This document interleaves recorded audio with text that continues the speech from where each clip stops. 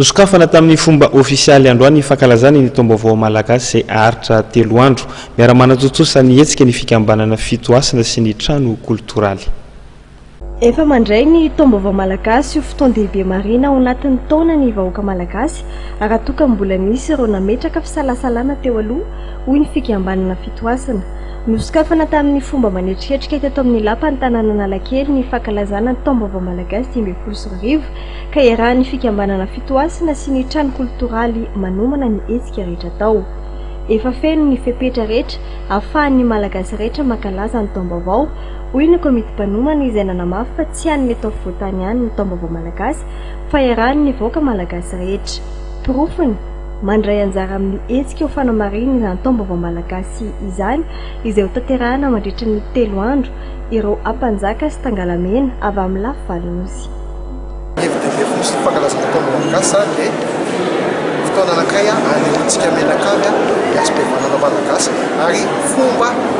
izay azo malagasy rehetra tanterahina tsy akanavaka fomba, tsy akanavaka fiavana, tsy akanavaka finoana fa azo malagasy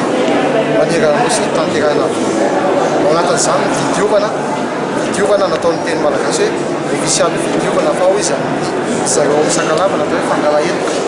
misy natao hoe famotsy amin'ny faritra hafa, misy natao hoe fandronan-diky mitovy daholo izay zava-izay dia mitsodrano mitrany taona rehetrarehetra ihany ny ray aman-dreny mitsodrano zanaka mangataka mitsodrano amin'ny ray aman-dreny vary izay sakafontsika malagasy tsika tsy manam-pahavala fa tsy mosary dia vary miaraka amin'ny ronono sy tantely ronono dia fitoizan-taranaka teraka dia fa nono tamin'ireny dia mariky ny fitoizan-taranaka ny tantely sady tiana ny telona ny taona ho avy ninina zany miantra tamintsika tamin'ny taona ho avy zakatsika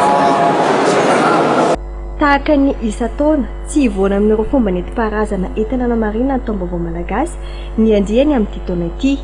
Taorian'ny lanonana fanokafana tamin'ny 10 maraina teo tamin'ny 3 ariva kosa nisy fizarana jiro izay toy tamin'ny Diabe nakany Ambohimanga kely. Tamin'ny 9 ariva teo kosa nisy ny fandretana ny afo tsy maty.